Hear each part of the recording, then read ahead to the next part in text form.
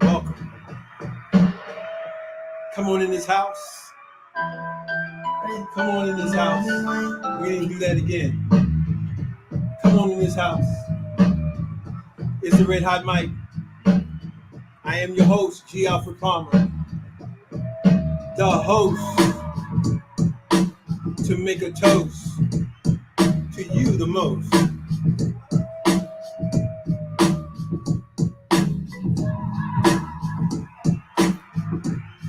Come on. Come on. Come on in this house. It's wolves out there. Come on. Come on. We're starting a little late again tonight. But you know what? I'm not going to quit. You learn, you do some things, and you learn. Come on. Come on. Come on. We're going to work on it while we drive it. Come on. It's the Red Hot Mic. Come on. I'm going to ask you to like, subscribe, and share. You're not going to want to miss this one. This is going to be an awesome, awesome time tonight. Come on. It's going to be awesome. You want to share this. I'm telling you. You want to share this. Let's get ready. Let's do this. Come on.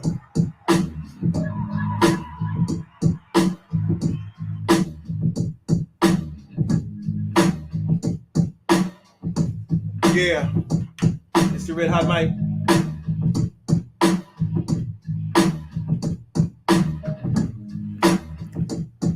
Because we're starting late, we need to get started, don't we? We need to get started. Come on. Come on. Come on.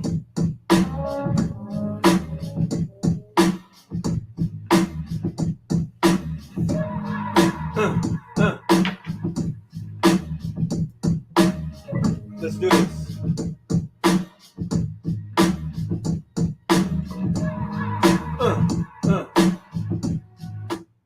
Welcome, welcome, welcome to the Red Hot Mic. And I am your host, once again, G. Alfred Palmer. And I am the cat in the hat. I am the host with the toast to the most in you. I am excited about what I'm going to be talking about tonight. I am excited about it. I really am. And I hope that you get something out of this. Let's get rid of the lights so that we can do what we have to do. We need to get rid of all the lights, at least some of them. I still need my other lights though.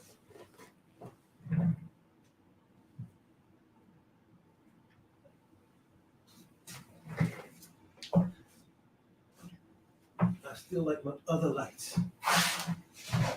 I do like those lights though. Sorry about that. But I didn't prepare, and that's why I'm coming on late, because I had some fittings to do because I have an event this weekend. So I had to go get some clothes fit by the tailor. And I'm looking forward to tonight's lesson, because I believe this is going to be a game changer, without shadow of a doubt. We're going to be talking about how to find your mate. Now, here's why I've done this particular broadcast. I've been watching the defamation court case with Johnny Depp and his ex. And I think that now, I don't think one is at fault. I think both are at fault, in that he picked the wrong woman. First of all, he picked the wrong female, and being that he's picked the wrong female, anytime you pick a female, and anytime you pick a female, there isn't a right female, but anytime you pick a female, you're going to have these kind of problems. But when you have a woman, you never have these kind of problems. There are plenty of women out there, but we don't know how to select them. So tonight we're going to be talking about how to select them, how to find that mate. And then we're going to talk about that on the flip side for the ladies as well. So I'm excited about this. I'm hoping that you will share this. I'm hoping that you will like this. I'm hoping that you will subscribe to the channel as a result of this, and share it with some other people, not just yourself, but with other people, and have them to look at this, because this is, like I said, it's a game changer. Okay. Now, looking at this case with Johnny Depp, and I'm looking at not only that, but over the landscape, because one of the things that men do is we have vision. And not only do we have vision, we're going to talk a little bit about that tonight, but we have the ability to scan the landscape to see what are the current ebbs and flows on the horizon. We see and are able to identify where the danger spots are, or what is the danger and where is it coming from. So it's important as a man that we address these kinds of issues for those that are with us, so that they can better understand what it is that's coming, or what is, or how we can approach or to react differently to the coming or the current difficulties that we find ourselves in. Johnny Depp finds himself in a difficult situation. And I said this before in dealing with some other celebrities. I'm of the utmost impression that we're not here to put them on trial, but they are case studies for us to begin to identify the things that they're going through, so that we can learn from them. It's not about criticizing them. It's not about making fun of them or belittling them. It's about learning from them. So that's what we want to do. And so one of the things we want to do tonight is we want to talk about how to select a mate. How to select a mate, because it's important that you be able to do that. Now, someone will say, well, do you have a mate? That has nothing to do with it. What people do is they want to look for a reason not to hear you. They weren't going to hear you anyway, but that's fine, because you weren't talking to, I'm not talking to them anyway. My status has nothing to do with my voice. My status has nothing to do with my voice. Anytime you have to ascertain someone's status, as in questioning them because of this, that, and the other, it means that you are looking for a reason not to hear them. And for that person, it would be in their best interest to just move on than having to convince you to hear them.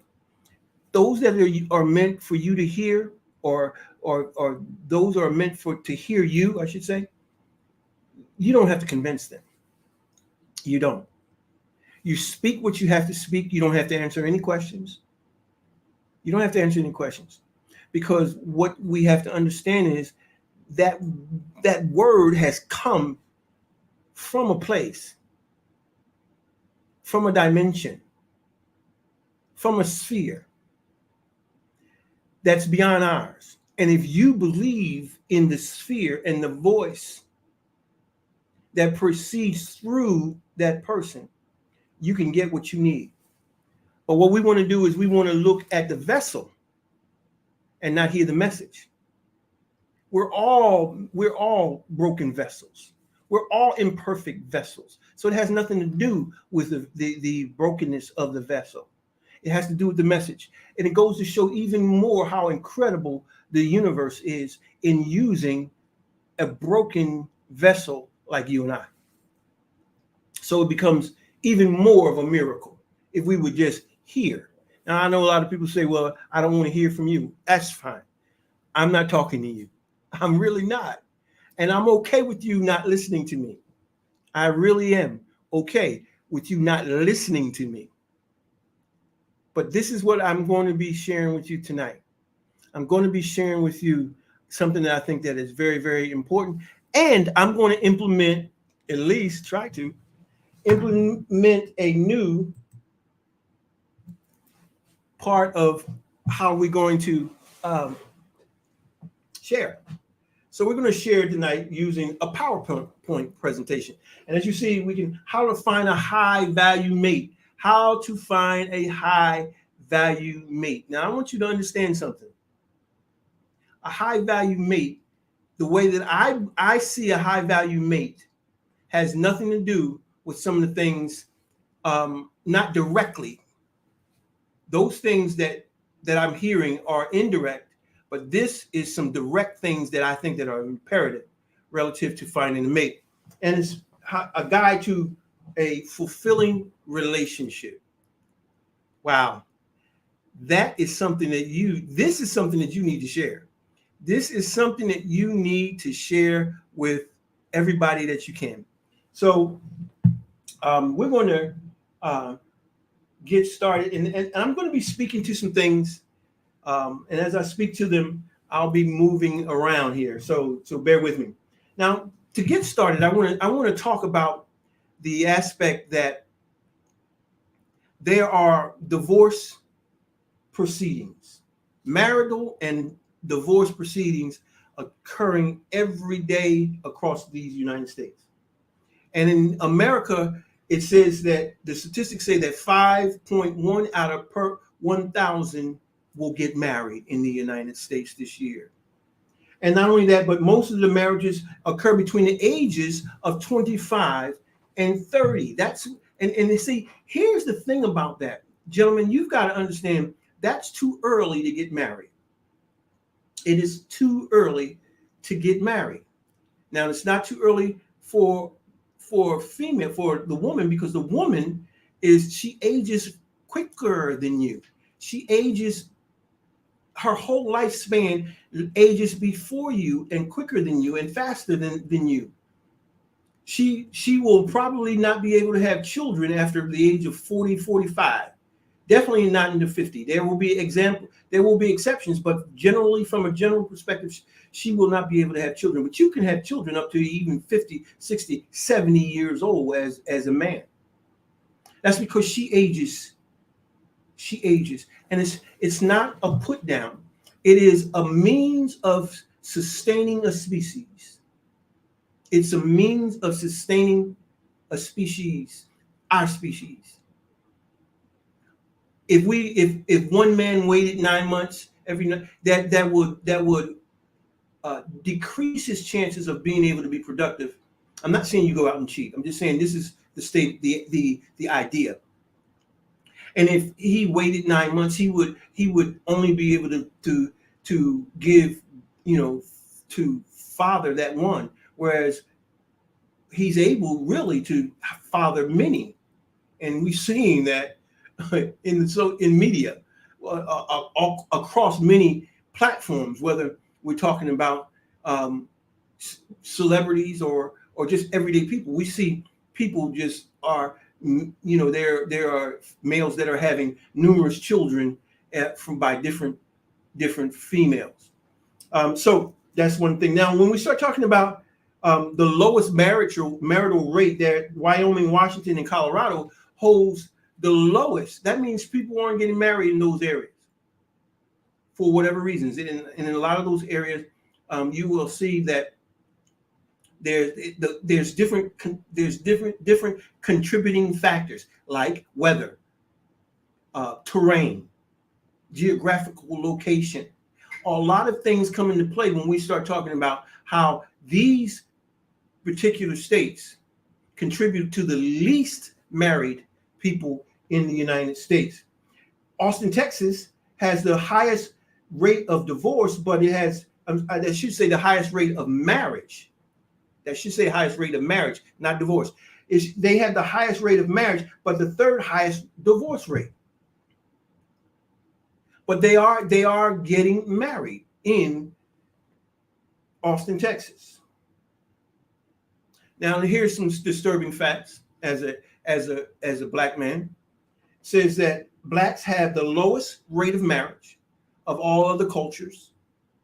Black females initiate the highest rate of divorces in the area of 80%.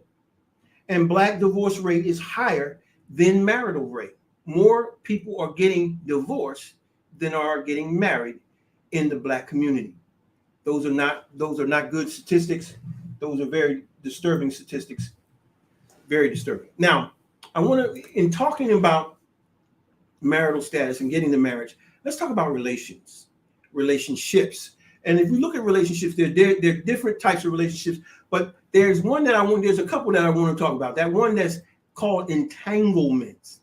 That's a new one that we've just come across in the last, several months, and it's been introduced. See, this is why culture is established by those that are celebrities. If we look at before the situation with Will and Jada Smith, no one knew or called an extramarital affair an entanglement. But yet, once Jada called it an entanglement, what happened was it became a cultural phenomenon. That word has taken off and has given people a word to use other than what it's really called. But that's one of the things. The other words that we hear a lot of is a situationship.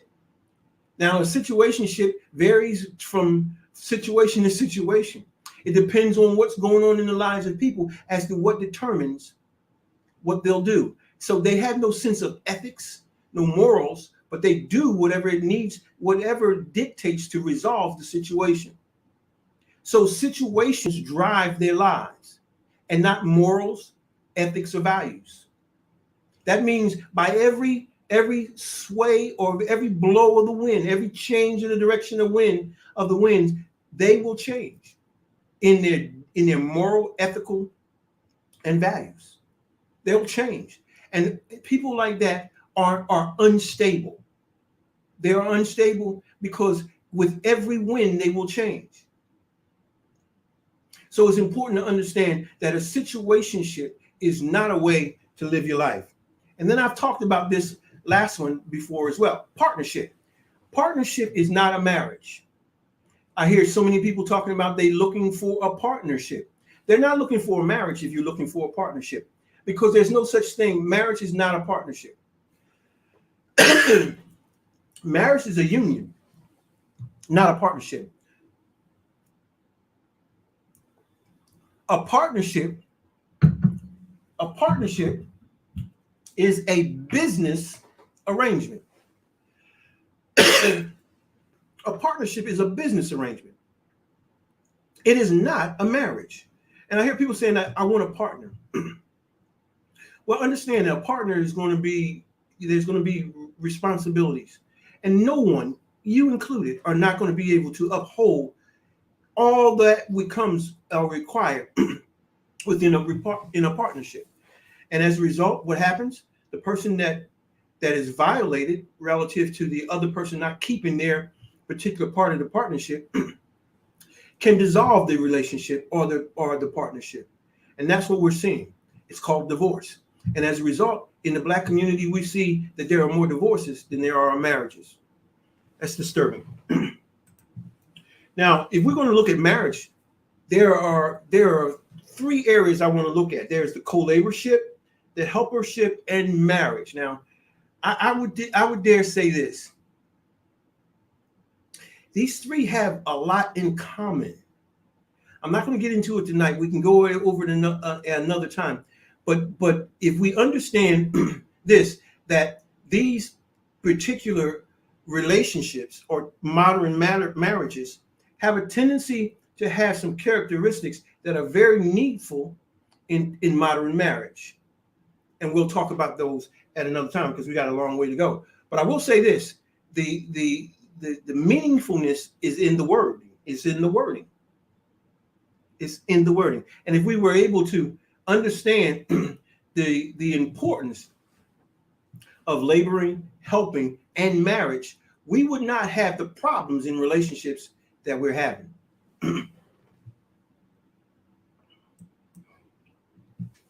Now, I'll talk about this in other of my broadcasts, and I know some folks are not going to like this, but I'm not here to say what you like. I'm here to fulfill my assignment. There's two divine energies.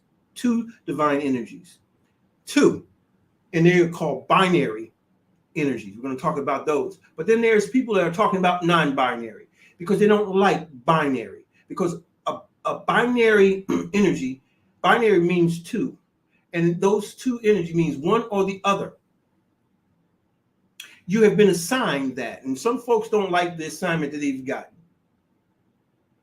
And when I was in the military, when people didn't like their assignment, when they were sent to a location and they didn't like it and they didn't want to go to that assignment, they would complain, ask for the assignment to be changed, or trade that assignment with someone else that would want that assignment. But what we're talking about here is we're talking about energy, binary energies. There's two energies. There's two, and we're going to talk about those in a minute. But so many people don't want to. They don't like the idea of binaries. They don't like being assigned, and they don't like it because they don't like the assignment that they have, and so they choose to say that there's no such thing as binary. There is. There's only two. If you look at everything, there is a binary. There's a yin and a yang. There's a positive and negative. There's a masculine and feminine. There's always two, binary. Positive, negative, good, bad, right? It's always binary. Two, not three, not four, two. Okay? All right. So now we're talking about the masculine binary energy is designed, and we've talked about this and we've talked about this, and we're going to continue to talk about this because you need to hear me. Some of you have, and some of you have not. Here's what you need to understand, that the masculine binary energy comes to penetrate, pierce, inject, insert, and stab. That's what it does. It inserts, it penetrates, right? That's what masculinity does. And if you look throughout all creation, everything is either going to have the masculine, and it does exactly what I just identified, and then the other that it does is this, feminine energy. And the feminine energy receives, incubates, nurtures, and secures. Those are the two binary energies. And if you look across the whole landscape of creation, you'll find that which penetrates and that which receives, that which injects and that which nurtures, that which incubates and that which inserts. It is the way, it is the yin and the yang. It is the operational method that the universe has decided. It's not up to you or me.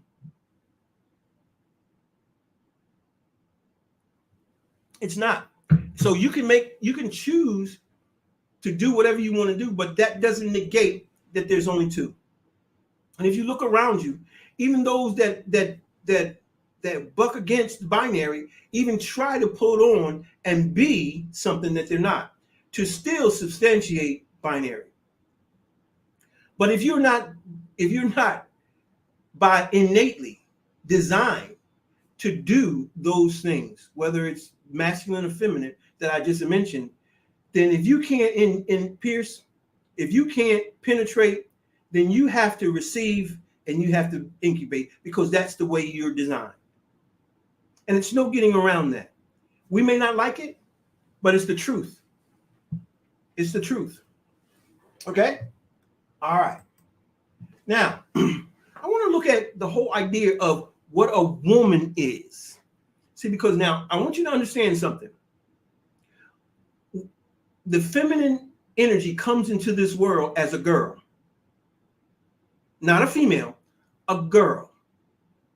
It matriculates to femalehood and eventually, hopefully, matriculates to womanhood. Now, let's talk about woman, because this is what you want. You want a woman. So many of you guys have chosen females. What's the difference? Look at some of my other broadcasts, and you'll find out what the difference is. There's distinct differences between the girl, the female, the woman. But let's look at the woman. In the Latin, the word femina, familia, or femina means, gives us the English word feminine. Feminine. A woman is feminine. Yes, she is.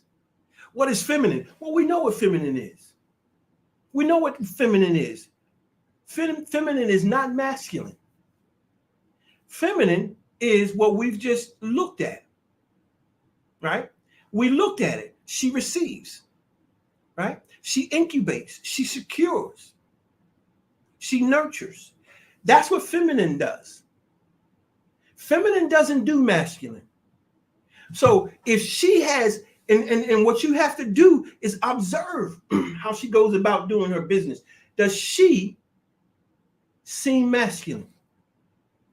If she does, understand this. It's not her nature. It's what she has picked up. See, because what happens is people pick up traits. And those traits begin, and how do they pick up traits? They pick up traits through observation and practice.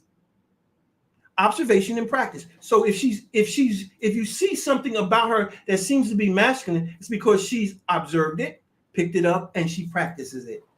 That is not going away, by the way. That's who she is. But that shows and demonstrates her lack of development. That's a female. She lacks the development. She's not matriculated to womanhood. Because women matriculate from girlhood or childhood to adolescence or femalehood to womanhood. A woman will always be feminine. Always. Everything about her is feminine. There is nothing masculine about her. That's who you want. Gentlemen, that's who you're looking for. You're looking for a feminine woman in every area. In the way she speaks, in the way she behaves, in the way she dresses, in the way she walks, in every area. The language she uses or chooses not to use. Right? Everything about her is feminine. Okay? So that's important for us to know. Now, woman in the Hebrew is the word Issa. Issa in Hebrew actually means, it is woman, wife, and it also means female for animals. This is important. Here's why. The same word Issa is used for women and wife. Why? Because to be a woman, to be a wife, you need to be a woman. I'll say it again. To be a wife, you need to be a woman. You're married. You guys are marrying females. That's your problem. You're marrying females because you haven't taken the time to ascertain whether she be a woman. Because you're taken by physical attraction, and I get it. That's what happens to us. We are taken by what we see because we are visionaries. That's who we are. We are supposed to be visionaries, but what we've got to do is we got to understand how to use vision. We're going to talk about that later. And many of us don't know how to use vision, and as a result, we make bad decisions about in the area of marriage and in romance. We choose the wrong type. We choose females instead of women. There are plenty of women out there. There are. You know what? You've overlooked some. You have. You overlooked some because she didn't fit everything that you were looking for, expecting. Because you know why? Because you're not a man. You're a male who hasn't matriculated to manhood yet. You need to develop and understand the importance of a woman. You need to understand the importance of a woman. Now, and I say this and I say it often. The biblical narrative is not a religious book. We've made it a religious book, but it is not a religious book. It is not a religious book.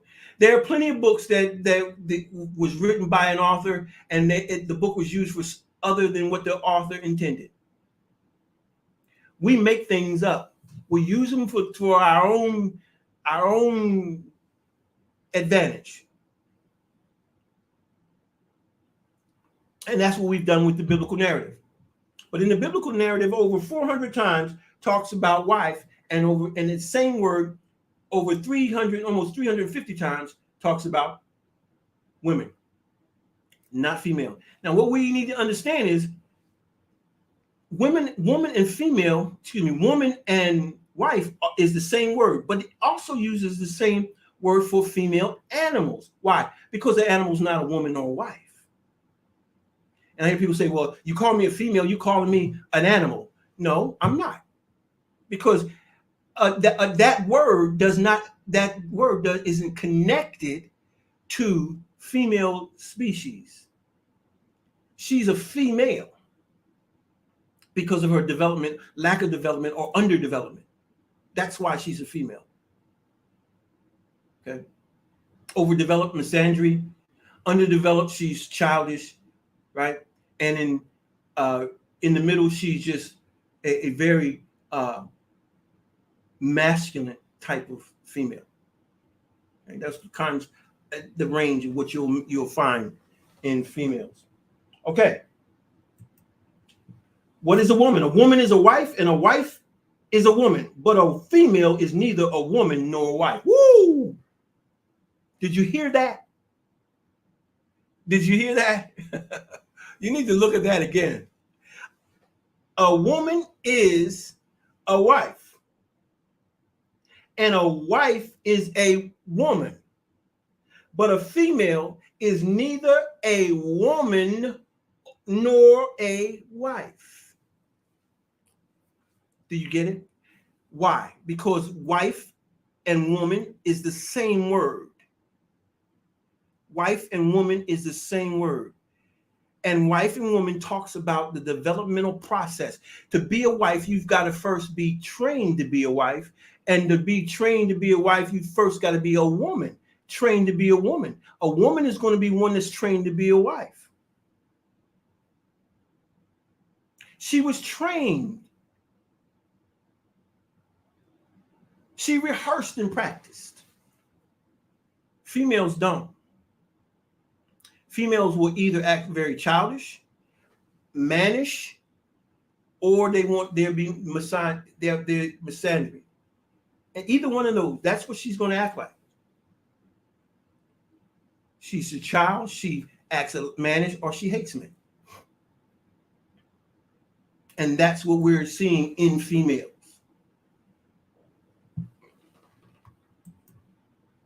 How does a man find a wife? He doesn't. Ooh, he doesn't. I know. He that findeth a wife findeth a good thing. We need to talk about that. You've been misled. What we've got to understand about the biblical narrative is this. It's been interpreted, and it has been interpreted into the English language. It has been transcribed into the English language, one of the worst languages on the planet ever to use. It's a mutt language, and it fails to in many cases really speak to a word. That's why it's important to go back to and study the etymology of the word. Excuse me. Because if you study the etymology of a word, you'll find out where it comes from, how it was used, in what time frame. It speaks a lot to, and so it's important to understand that we've got to understand that English is not the best way and to identify wordage or verbiage. And what we do is we've taken words and we've changed them culturally to fit where we are now. When in all actuality, what we need to do is fit into the culture that it was in and where the word was used, rather than taking the word and fitting it in our culture. That's one of the mistakes we made. So here's a man does not go out and look to find a wife. I know. That's a hard one to swallow, isn't it? Because that's what we've been taught. Ever since we were a child, we were taught that. So let's look at it a little further. Let's go on. Again, the biblical narrative or the Bible is not a religious book. It is a basic instruction about living effectively. This book is meant for everyone. Everyone that will receive it. But what we want to do is we want to make excuses as to why not to receive it. Why? Because we don't want to have anything to set up boundaries or structure for us so that we can act and do anything we want. That's childish. We need to understand that we need boundaries and limitations, because boundaries and limitations help us to keep from killing ourselves, from harming ourselves and harming each other. Well, even with those, we still do, right? But imagine if we didn't have those, what it would be like. So, yes, definitely, the biblical narrative is not a religious book. It says here, he whosoever findeth a wife findeth a good thing and obtains favor of the Lord. Now, I know you don't like hearing, you're not here, come here for religious purposes. And I get that. But I want you to understand what this doesn't say. It does not say he that goes out and looking for a wife finds a good thing and obtains favor of the Lord. That's not what it's saying. It's saying, and he is talking about you going about and doing your work, and you come and you happen to fall upon, you happen to bump into, you happen to come across someone. It's not so much you finded them like you were looking for them, but you more or less bump into them and you come into contact based on something. It's something that draws you together. It's not by happenstance. See, what we want to do is we want to find a woman because she has nice breasts, nice lips, hips, and fingertips. But what happens when age creeps in? Because age is undefeated. And once age creeps in and the breast sag and the lips and the hips and the fingertips don't look the same. There's wrinkles, there's sag, all those things. Or on the flip side of that coin, he used to be very taut and muscular, but now he's droopy. He's not fit. He's overweight, et cetera, et cetera. Right, ladies? I get it. Yes. But when those things happen, we lose interest. And imagine if you're in a partnership, what that really does. If you're in a partnership and not a marriage, and the very thing that drew you to him or her is no longer there, guess what happens? Guess what happens?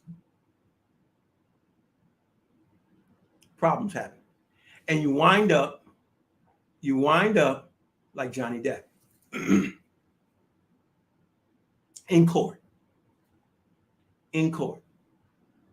Now, okay, so it's important for you to understand that it's not about you gentlemen, it's not about you finding a wife.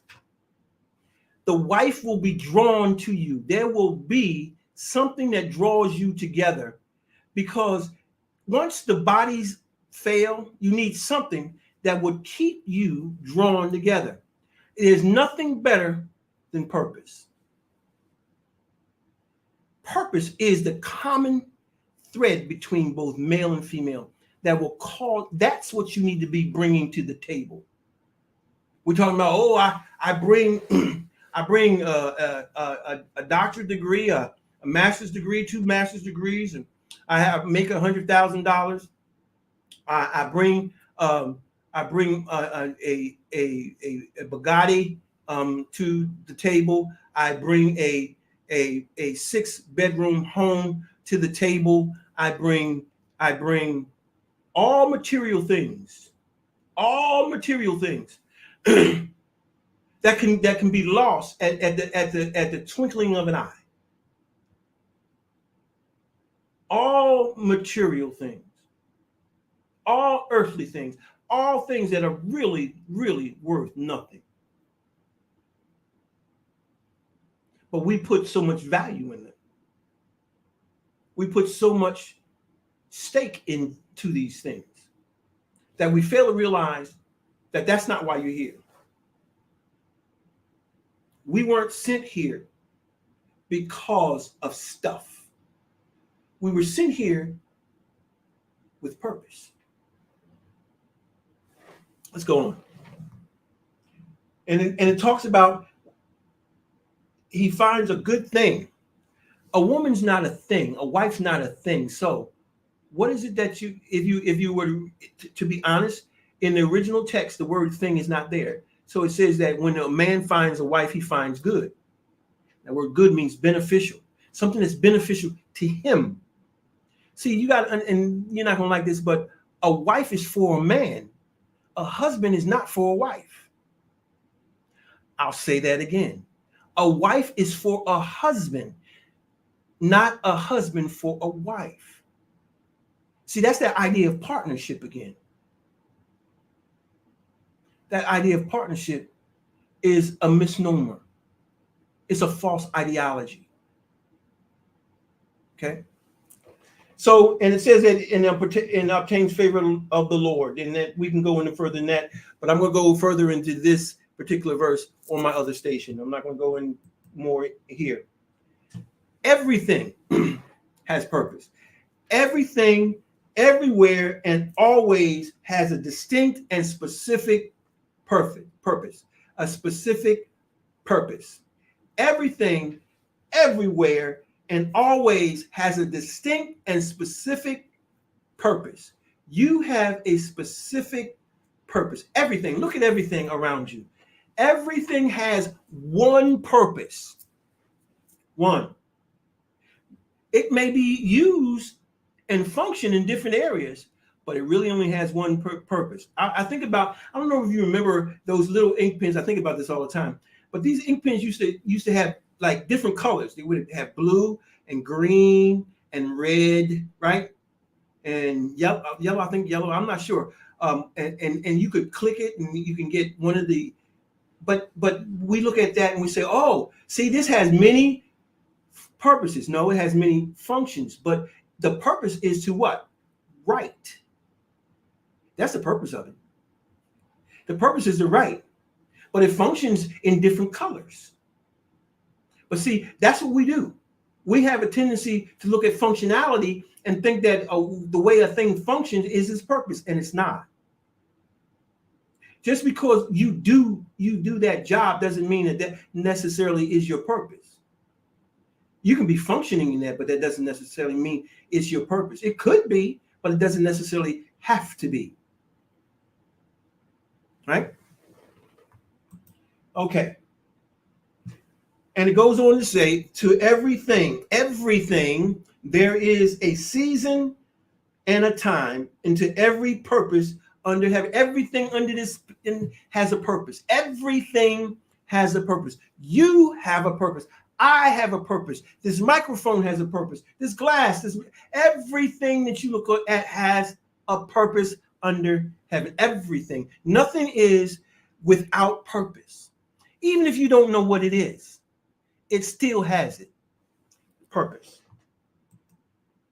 Now, what is purpose? Purpose is the original idea, intent, aim, objective, and or goal of a thing. Right? It is the original idea or intent or intention for a thing. Now, the question is, what is your original intention? What's the original idea for you? Do you know? Most people don't. That's why you need to be over at the Purpose Sphere on our other station so that you can learn some things about purpose. Purpose possesses, listen to this. Purpose, because this is what's going to keep you. This is how important the important purpose is in selecting your mate.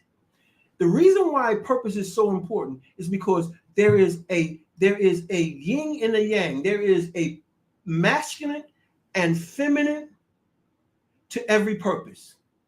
There is a yin and a yang, a positive and a negative to every purpose. So maybe and you know, it's still different. It's still unique because one is to penetrate and the other one is to receive. It's important that we understand that. So it's important for a man to, when he identifies a woman, and he has to lead with purpose, not with his checkbook, not with anything else but his purpose. And you have to see if this connection, the masculine and the feminine, the yin and yang, is there relative to purpose. Because to fulfill your purpose, gentlemen, you need femininity. You don't have it. You bring the masculine, she brings the feminine.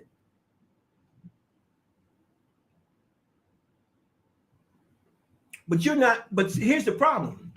You're looking for someone that's attractive. Yes, I don't blame you. You want someone that's attractive. Nothing wrong with that.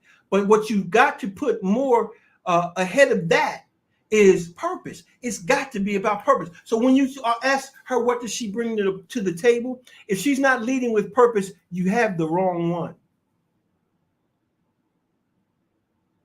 Now, purpose, she's not going to say purpose, but if she begins to explain what she really brings to the table, and she starts speaking in terms that you can identify as part of your purpose, but on the other end of it, you found her. Don't let her go nowhere. Don't let her go anywhere. Because she's come to help you. See, she's a helpmate. She's a helpmeet. Helpmeet means she's help that's suitable for you. But you can only be suitable when you find purpose. The problem is you guys haven't found your purpose. And you're not even looking to find purpose. All you want to do is do some things and make money. Then our community, culture, and clan goes to pot. There's something that you've come to do, and there's something that she's come to do to help you fulfill it. And so when the breasts sag, the hips aren't as tight, right? The fingertips don't have wrinkles in them and the hair turns gray, you're still a lover. because you don't love her because of those things. You can love those things, but what is the most important piece is purpose. Oh, I know it's tight, but it's right. That's good stuff. It is. Now, people can argue and get mad at me all they want, but I know that's the truth. And I won't change from that, no matter what. So there's a masculine and feminine to purpose. Now, when we start talking about purpose, I want you to understand there is a general purpose, and general purpose is the overall purpose for humanity is to exercise dominion. Now, we got to understand what dominion is, but we're not going to get into that here. But basically, dominion is talking about for us to be able to master something. We're supposed to master this planet, but we're not. The planet is mastering us. And then when we start looking at masculine, men's masculine general purpose, again, it talks about those areas that we just talked about. Penetrate purpose, masculine purpose penetrates, pierces, injects, inserts, and stabs. That's what masculine purpose does. But your purpose is specific in that it is you as a man, you're going to bring, as a man, the masculine piece is going to do that penetration, but it may be something, whatever it is. It may be music. It may be a certain skill. Whatever it is, you need to find it. You need to find it. And what that general masculine skill does, it helps bring order to the planet so that we can experience the dominion or the mastery of this planet that we're supposed to. But we're not finding purpose, gentlemen. You're not finding purpose. And listen, hear this one. Your purpose is not your passion. No, purpose is different than passion. Look at one of my other videos and it'll tell you some more about that. Now, women's feminine general purpose is what we just explained before. It is for her to receive, incubate, nurture, and to secure seed, whatever that seed is. Well, what if that seed is your purpose? And you plant that into her, and you insert that into her. Then what? And she receives that, huh? She receives that. She secures that. You found a woman. You found a woman, not a female. Reject females. Reject the idea of females as a man. Females need to develop. If you choose to a female as a man, I challenge whether you're a man. I challenge it. A man would never choose a female. He wouldn't do it because he understands the importance of purpose. He would never do it. Now, that's general purpose, but it's important for you to understand that you have an individual purpose. See, we bring purpose as a means of masculine and feminine, but you as an individual bring a distinct purpose. Everyone plays a role in general purpose by exercising individual purpose. We exercise our role in general purpose by fulfilling our individual purpose. Each person is born with an individual purpose. And that's what we do through purposeology. We help you to find your individual purpose so that you can affect change in your community, culture, and clan. Individual purpose, we must find, focus, form, and bring into fruition. We've got to do those things. We've got to find, which means to locate. We've got to focus, which means to concentrate upon it. Once you find your purpose, you've got to concentrate on it. You've got to begin to think about it. And you got to begin and see, we do things like memory mapping. We do different exercises. And we help you to do that, to not only find, but to begin to focus. Because when you focus, you're concentrating upon your purpose to ascertain whether it really be your purpose. And you're listening, you're hearing what spirit would say, and you're hearing what the universe would say relative to, is this what I'm supposed to be doing with my life? Just because you're successful with something doesn't mean that that's purpose.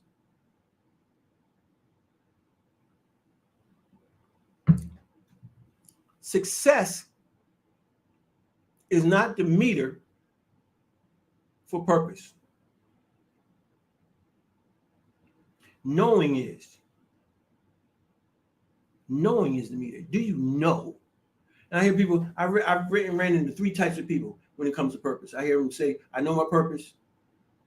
I think I know my purpose. I don't know what my purpose is. And I know he's saying, what does this have to do with marriage? Everything. Everything. Because, gentlemen, if you don't pick the right woman, your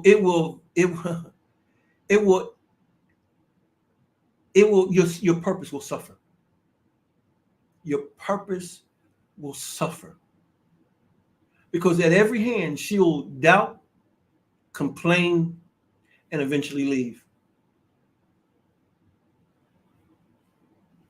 Because she was never meant to be with you anyway. She was never meant to be with you. So you got to find, you got to focus, then it's got to be formed. When we talk about form, what we mean is we identify its shape, form, configuration, and structure. You got to understand how it's put together. My purpose is to help people find purpose. That's a tremendous assignment. A tremendous assignment. And I am so grateful for it. I'm so grateful for it. And so, gentlemen, if you're going to find a mate, your mate she can have all the other accoutrements that you're looking for. But the number one thing has got to be the yin to your yang. The feminine energy to your masculine purpose. That's got to be the most important. But you can't know unless you know what your purpose is, right? Okay, so we've got to find, focus, we got to form and bring it into fruition. Now, listen. Bringing it into fruition is going to be more difficult without her than with her. It's not that you can't do it. And you're going to miss some things, but she's there to help you bring things to fruition because that's the way she's built. Now, this is what happened in religious circles. It becomes a problem. In religious circles, what happens is the preacher sows seeds into the people around him, specifically the women that are in the congregation. Because only a womb, only feminine energy can receive the piercing. Only the feminine energy can receive the injection. Only the female energy can receive the insertion. And so what happens is you find that so many of these women, these females, will obey the preacher more than they obey their husbands. Because they've become intimate, not in a sexual sense, but in a mental and a cognitive sense with the preacher over purpose. It's not right. It's not right. That's why I came out of church, because I understood it to be something that is really, really problematic. How that's answered, I don't know. I don't know if it's supposed to be. But I do know a husband and a wife. One can put 1,000 to flight, two can put 10,000 to flight. A threefold cord is not easily broken. Who's that threefold? Husband, wife, and the creator. Or a husband, wife, and purpose. Okay. I talked about it, and I'm going to continue to talk about it. Purposeology. Purposeology is the spiritual scientific methodology that we use to help individuals to rediscover their individual purpose. Notice how I use the word rediscover. The word rediscover is important because there was a time when purpose was alive to you, and most of the time it's when you were young. We didn't have all the distractions to get in the way of purpose. When you ask that little child, what do you want to be when you grow up? I want to be a doctor, right? Right? They don't understand, but that's purpose speaking, right? And every time you ask them something, it's something different. But yet, if you look at the thread that's through it, there's a purpose that's there. Well, last week I thought you want to be, I did, but I want to be this too. And if you look, you connect the dots, you'll see that there's a theme, a thread. It's called purpose.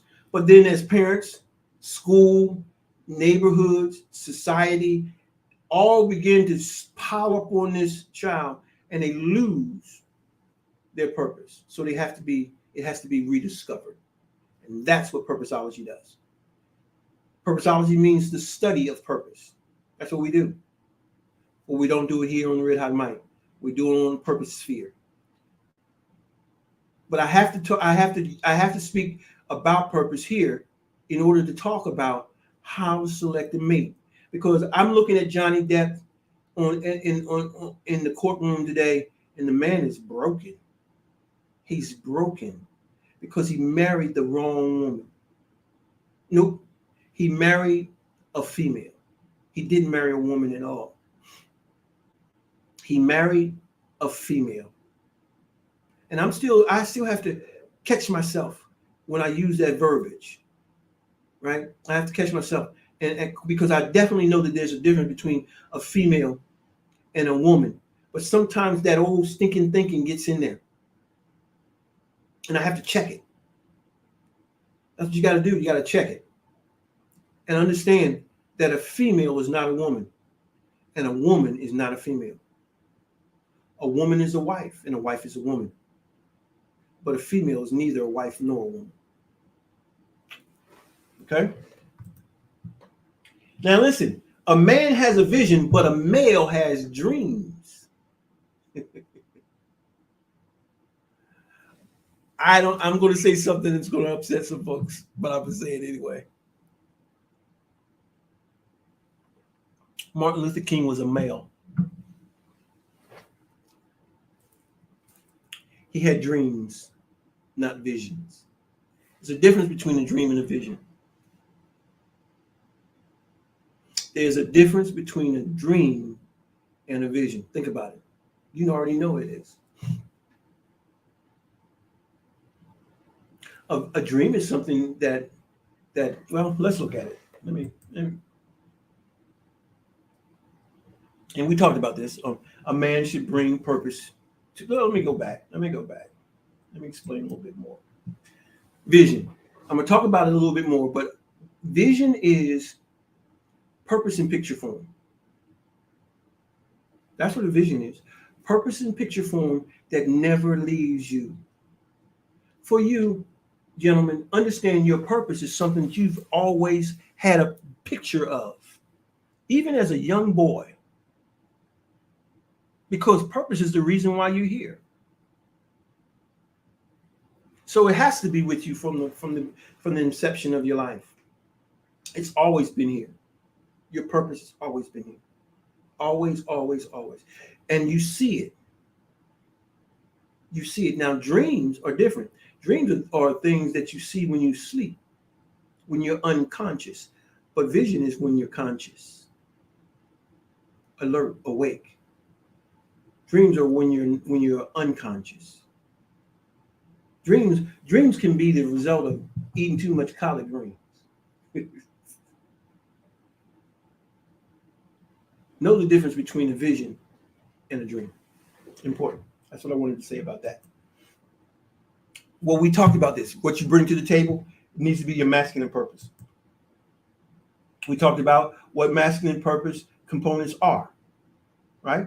To penetrate, to pierce, inject, insert, and to stab. We talked about it already.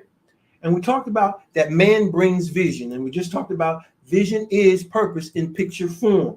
Now, here's some other things. What does vision consist of? Visual perception is a picture of the finished product. It's seeing the immaterial. It is the creator and the creative power that's inside you, gentlemen. You have a creative reservoir inside of you, and you have to see it. You have to see it. Okay? You have to see it. Let me do one thing here. I'll be right back. I got something in the way that I didn't even know. I didn't even realize.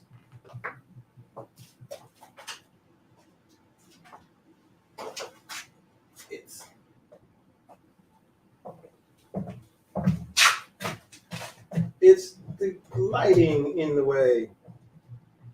All right. I have to fix that. I don't like that. Been bugging me all night. All right. It's bugging me all night. Okay. So thank you. Thank you. That's where it all goes, right there. Okay? Give yourself a hand, gentlemen, because you deserve it, because you are awesome, awesome, awesome. Now, here's an important statement. A man without a vision isn't a man, he's a male. A man without a vision isn't a man, he's a male. He hasn't developed enough. Cognitively, emotionally, philosophically, psychologically, intellectually, physiologically, chronologically, and emotionally. He hasn't matured in those areas. And so because of that, he lacks vision. What does she bring to the table? She's got to bring the yin to your yang, the feminine energy, the feminine purpose. And again, we talked about it. She brings that ability to receive, incubate, nurture, and to secure. Now, here's also what she brings: virtue. This is the key difference between a woman and a female. This is the dividing factor, gentlemen. This is what you need to be looking for above all things. Virtue. What is virtue? I don't know why that got there, but that's some qualities of a visionary man. We don't want to look at that. This is what we want.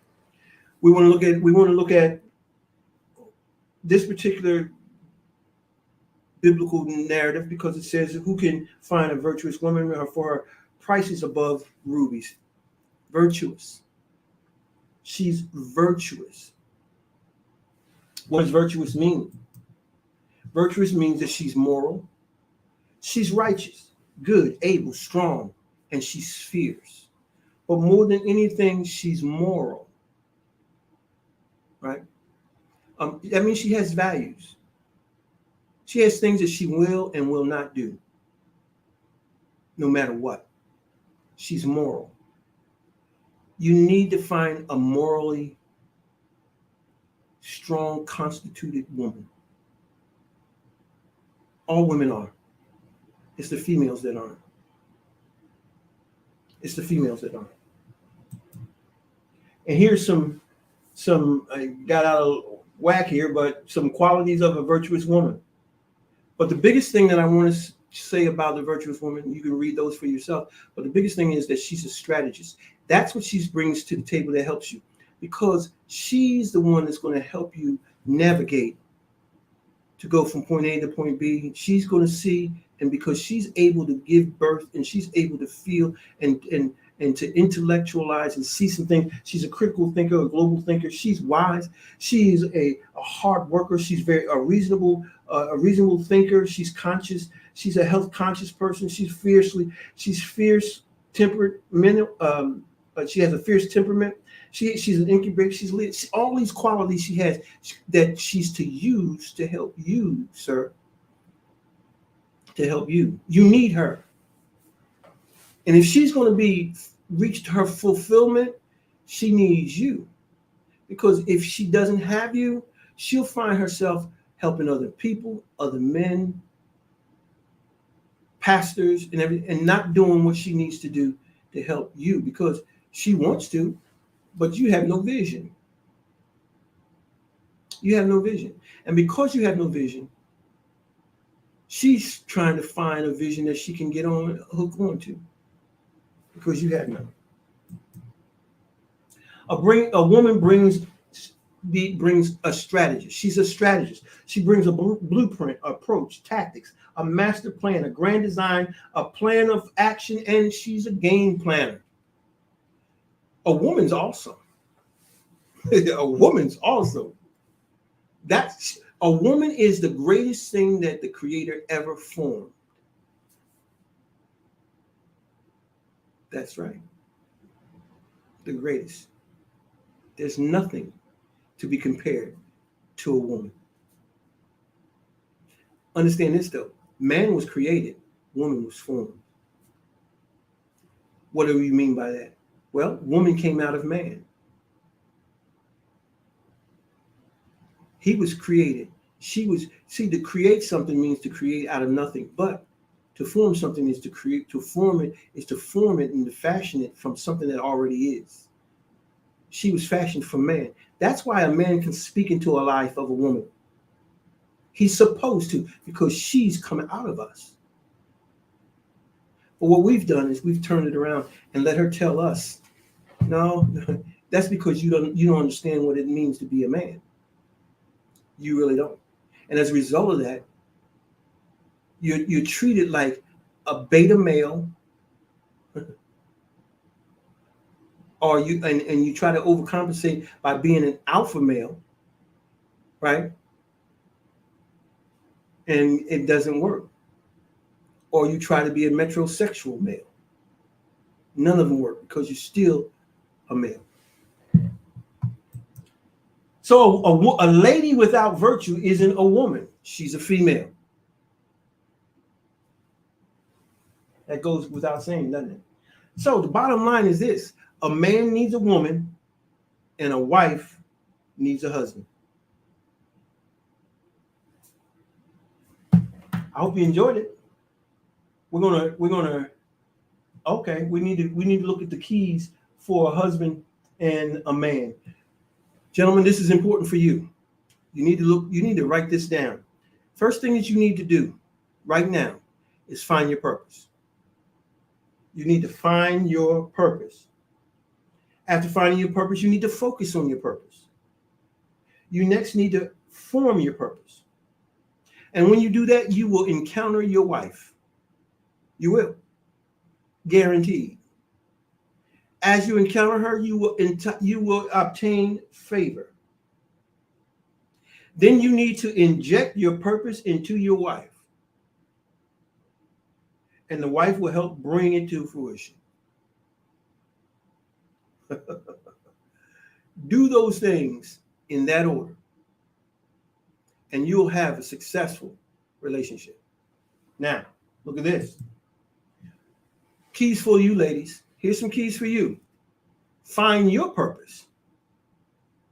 Form in becoming a woman and a wife.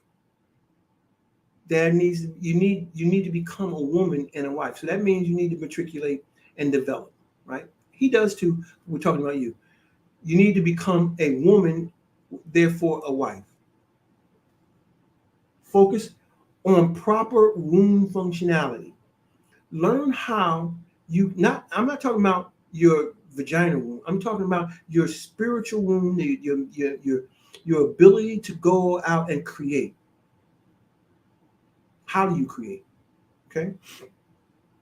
Become a helpmeet appropriate for a man, not a male. Don't settle for males. Don't settle for males. Only men. Men that have a purpose. Now listen, ladies, if he has purpose will provide everything he needs: provision, prosperity, productivity. Everything that a man or a woman could look for in a man is in his purpose. And if he's found purpose, all those things that you're looking for in a man will be there. Protection, provision, all there. All there. Well, that's it. If you want some additional information, go to my website, right there on the screen there, and we have literature, materials, and other activities and printed materials. We have surveys. We have evaluations that can help you evaluate where you are relative to purpose and finding purpose. We have a lot of information, a lot of material for you over there at gapalmer.com. Well, that's it for this particular session. Went a little longer, and some things moved around, but we're going to be doing this same lecture on my podcast this weekend. It will also be redone on Purpose Sphere this weekend. So please join me this Sunday on Purpose Sphere. If you're looking for the link, I'll put the phone number that you can DM your email address, and we'll send you the link. Okay. Well, until the next time, I am so glad that you joined me for this session. It was different, wasn't it? I know it was different. I know. But here's to you, being all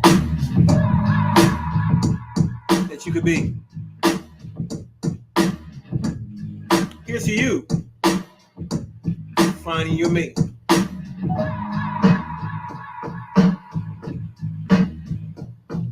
G. Alpha Palmer. I'm out. Peace.